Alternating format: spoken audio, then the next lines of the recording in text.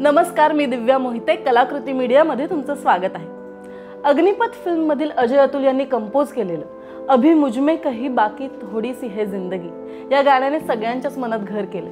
आपण जेवढ्या वेळा हे गाणं ऐकतो तेवढ्या वेळा आपल्यातल्या भावना दाटून येतात. सोनू निगम यांनी रेशमाप्रमाणे तरल आणि हलक्या सुरात हे गाणं लयबद्ध केलंय. पण हे गाणं कंपोज करण्यामागची कहाणी खूपच इंटरेस्टिंग आहे. अजय अतुल यांनी सोनू निगम यांच्या आधी 2 आघाडीच्या गायकांकडून हे गाणं कंपोज करून घेतलं होतं, पण दिग्दर्शकांनी दोघांना रिजेक्ट केलं आणि आवाजात सोल असलेल्या गायकाकडून हे गाणं गाऊन घेण्यास सांगितलं. अजय अतुल एका सोलफुल आवाज असलेल्या गायकाच्या शोधात होते आणि त्यांना सोनू निगम शिवाय दुसरा कोणताच ऑप्शन परफेक्ट वाटला नाही. या दरम्यान सोनू निगम यांच्या आयुष्यात खूप वाईट घटना घडत होती. त्यांची आई कॅन्सरने आजारी होती आणि ती लास्ट स्टेजला पोहोचली होती.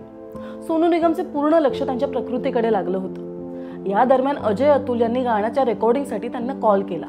अजय अतुल यांनी सोनू निगम यांच्यासोबत गाण्याचं रफ रेकॉर्डिंग केलं, पण त्यावेळी त्यांचा सूर लागला नाही. त्यामुळे काही दिवसांनी रेकॉर्डिंग करण्याचा प्लॅन झाला. या दरम्यान एके दिवशी उशिरा रात्री अतुल यांना सोनू निगमचा कॉल आला. सोनूने फोनवरतच गाणं गाऊन दाखवलं आणि अतुलला जाणवलं की सूर खूप मस्त लागलेत. सोनू म्हणाले की आपण आजच रेकॉर्डिंग करूया. पण अतुल त्या दिवशी एका वेगळ्या रेकॉर्डिंग मध्ये असल्यामुळे थकले होते. त्यांनी सोनूला सांगितलं की आपण ठरलेल्या दिवशीच रेकॉर्डिंग करू आणि फोन ठेवून दिला. पण सोनू त्याच दिवशी रेकॉर्डिंग करण्यावर ठाम होते. सोनू अतुल यांना कॉल करत राहिले, पण वैतागून त्यांनी कॉलच उचलले नाही. इकडे अतुल कामात गुंतलेले असताना अचानक स्टुडिओचा दरवाजा उघडला आणि सोनू बाहेर वेटिंग एरियामध्ये गाण्याचा रियाज करत बसलेले दिसले. सोनू एवढे मस्त रियाजामध्ये गुंतले होते की ते रेकॉर्डिंग बूथ मध्ये गेले आणि 45 मिनिटात पाहिजे तसं गाणं गाऊन बाहेर आले. अवघ्या 45 मिनिटात ते गाणं सोनू निगम यांनी गायलं होतं. हे गाणं पुढे हिट झालं आणि जेव्हा याबद्दल सोनू निगम यांना विचारण्यात आलं तेव्हा त्यांनी एक किस्सा सांगितला.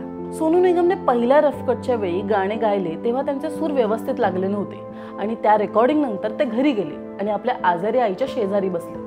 आईला त्यांची मानसिकता जाणवली आणि म्हणून त्यांनी सोनूला विचारले आणि सोनूने त्यांना रफकट बद्दल सांगितलं. सोनूच्या आईला त्यांच्या गाण्याच्या स्टाईल बद्दल माहिती होते.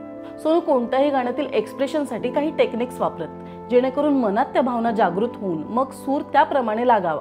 पण या गाण्याच्या वेळी ते वर्क होत नव्हतं. आईने त्यांना एकच मोलाचा सल्ला दिला की टेक्निक्स वगैरे सोड आणि स्वतःला देवाला अर्पण कर. देवाने तुला बनवलंय आणि आता देवच तुझ्याकडून हे काम करून घे. सोनूने आईचा मोलाचा सल्ला तंतोतंत ऐकला.